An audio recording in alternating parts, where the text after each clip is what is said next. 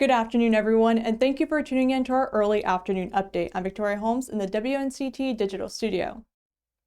Some counties are stopping their usage of the Johnson & Johnson vaccine. That's based off of a recent statement from the Federal Drug Administration and the Centers for Disease Control. This morning, the FDA and the CDC released a joint statement advising health leaders to pause those vaccine shots after 6 different people reported a rare blood clot condition related to that vaccine.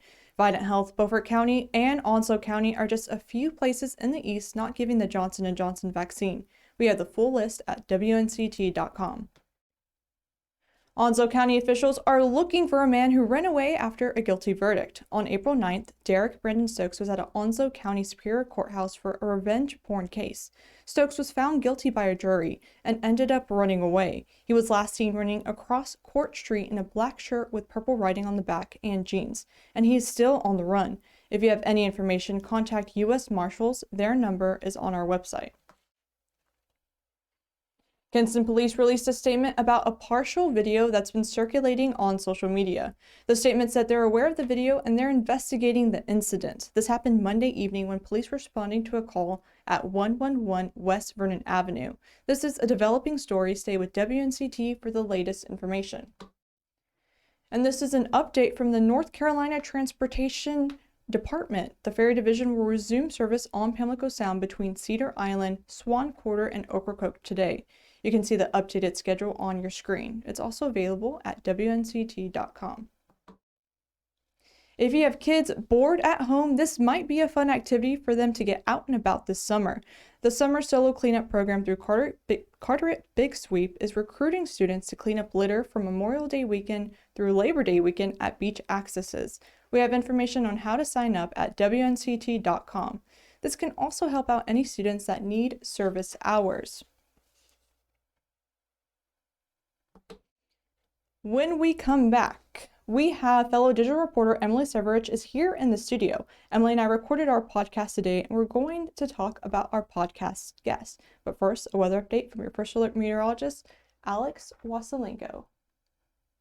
Happy Tuesday, everybody. I'm your Storm Team 9 meteorologist, Alex Wasilenko, reporting from the WNCT studios in the Storm Team 9 Weather Center. A nice day shaping up, a nice afternoon, if you will, with seasonable temperatures across the east and coastal plains. Many of us will reach back into the low 70s inland today, but do take note, some added cloud cover and also an offshore low, coupled with those northerly winds, will spell some cooler times, especially for the Outer Banks. Temperatures there only popping back into the 60s later today. As we go through the overnight into early Wednesday morning, staying dry with a little bit of sunshine added to the mix, but notice winds begin to turn out of the south. That's going to mean a bit more warm air by Wednesday and a bit more humidity too, all clashing with an incoming cold front by a late Wednesday night. In fact, we stop the clock here Wednesday evening at 7 p.m. with those showers and possibly strong to severe storms moving on through. Those showers and storms will continue to push out to sea overnight into early Thursday morning, leaving behind just some leftover shower action for that Thursday morning drive in to school and work. To track all the latest forecast changes, because there will likely be many of them over the next 24 to 36 hours, be sure to download that free Storm Team 9 weather app. One of the biggest changes, of course, moving forward is going to be your Wednesday and Thursday forecast featuring strong to severe thunderstorms late Wednesday and into the overnight, the worst time to experience severe weather, so do your best to remain weather aware and have multiple ways to receive those severe weather alerts. In the wake of that cold front through midweek, temperatures cool back into the upper 60s Thursday and Friday, but a nice rebound as we head into the weekend featuring partly sunny skies and near seasonable temperatures in the lower to middle 70s. Make it a terrific rest of your Tuesday, everybody. I'm your Storm Team 9 meteorologist, Alex Wasilenko. All right, everyone, welcome back. I have Emily today with me, and we're doing a live studio interview. We're here in the WNCT Now Digital Studio. We just finished up with our podcast, recording our podcast called What the Politics. And today was kind of like a meta conversation because we had, our guest today was an author who wrote about presidents, who they themselves were authors. And his book was Author-in-Chief. So Emily, can you tell us a little bit about our guest today? Sure. Fairman. And like you said, he's called Author in Chief. And it's really all kind of about the untold stories of our presidents, dating back from Washington all the way up to President Biden now, or President Trump, excuse me. And our author spent, 10 years researching for this book, compiling all the notes he wanted, compiling all those stories and information. He spent 10 years putting this book together, and it really is an account of all these amazing, fascinating stories that you probably never heard before about our presidents, and a kind of an inside scoop onto what their personal life was like. It's super cool. Right. And we always learn a lot when we do these podcasts. Yeah. What was one thing that you learned? And then I'll go. Sure. So one of the things that I was really surprised to learn was Ulysses S. Grant, of course, one of our presidents. He's known for being in the military, obviously, but other than that, there's not much about Ulysses S. Grant that's still talked about today, other than his military career.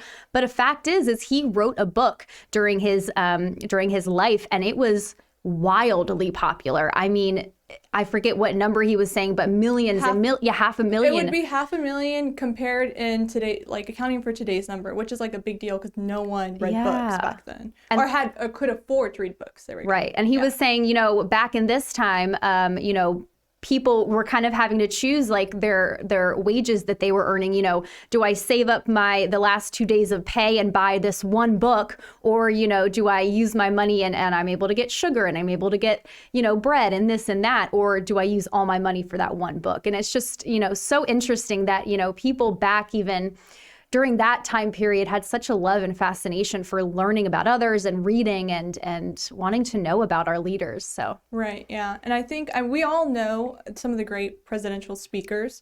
You can argue that President Trump was a great speaker. He used Twitter effectively. President JFK was a good communicator on television, which was kind of a big deal because that kind of helped the Nixon JFK debates, how people were saying if you heard it on radio, it sounded like Nixon won. If you saw it on TV, it looked like JFK won. Mm-hmm. So it's just kind of getting to the nitty gritty of those kind of details. One of my favorite things that I learned today is that JFK won a Pulitzer Prize, but there's some kind of argument on whether or not he deserved that Pulitzer Prize. So it was quite a fascinating conversation. Our guest, Craig, he spent 10 years researching the book, so any question we asked, he just knew. Yeah. Exactly. So again, thank you so much for joining me, Emily, here live for this little kind of interview that we're experimenting with. You can check out What the Politics at WNCT.com in the features tab, and then you go to the WNCT Podcast Network. We're also available on Apple and Spotify. Today's episode won't be available until 4 p.m. So when I do the 4 p.m. update, when you're all back in here watching this, I'll make sure to update you on when our podcast will be available. All right, everyone, thank you so much for joining us for our early afternoon update. I'm Victoria Holmes with Emily in the WNCT Digital Studio.